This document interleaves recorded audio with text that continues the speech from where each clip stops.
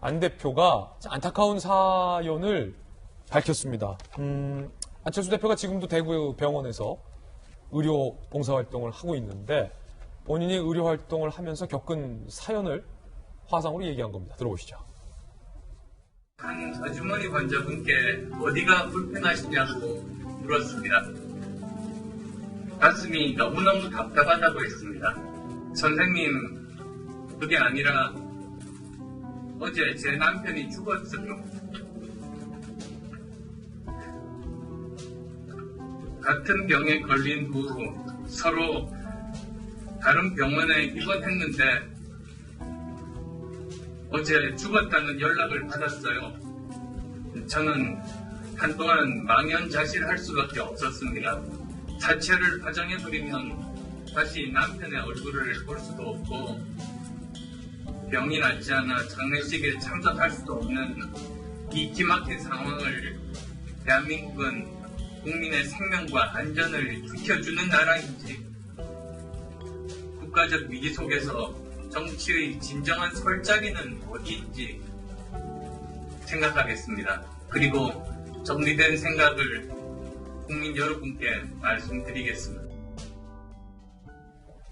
김정기 교수님, 안철수 대표가 이제 대구에서 의료 활동하면서 직접 본인이 본 사연인데 저도 이제 생각을 못했네요. 부부가 둘 다 확진이 되면 각자 병원에 격리 입원이 되는데 그중에 남편이 사망할 경우 그러면 부부밖에 없다. 그러면 아내가 남편의 장례식을 치러줄 수가 없는 거잖아요. 네, 없습니다. 이 같은 경우는 굉장히 지금 마음이 아파지는 경우군요.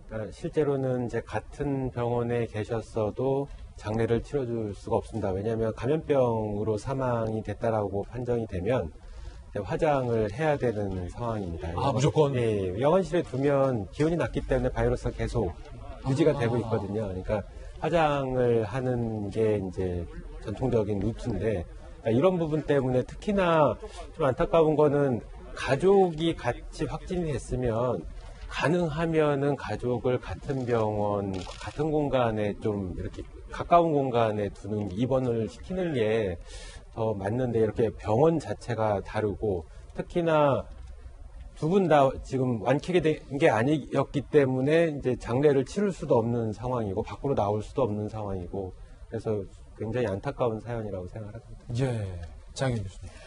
가슴이 아프네요, 그죠?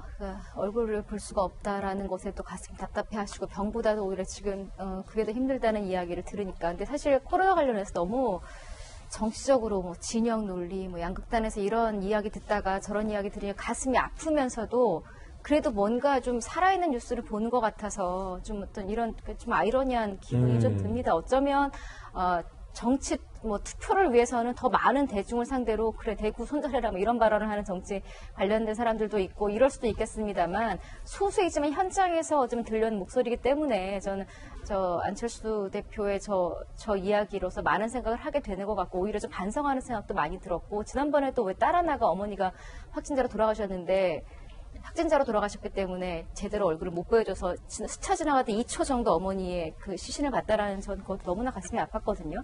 이런 안타까운 일들을 빨리 좀 종식시키기 위한 현실적인 이야기를 좀 많이 나눌 수 있는 우리가 정치 토크가 됐으면 하는 바람입니다. 예. 좀 대구에 대구 매일신문이라고 있어요. 대구에 제일 큰 신문사 오래된 신문인데 코로나에 대한 뉴스가 얼마나 많겠습니까? 현장 기자 칼럼 하나를 보고 되게 반성한 게 있었어요. 제목이 호상은 없다였어요. 호상이라는 게 우리가 어르신들이 이렇게 가시면은 호상이다 그러지 않습니까? 그럼 우리가 이야기하다가 기저질환이 있는 사람들이고요.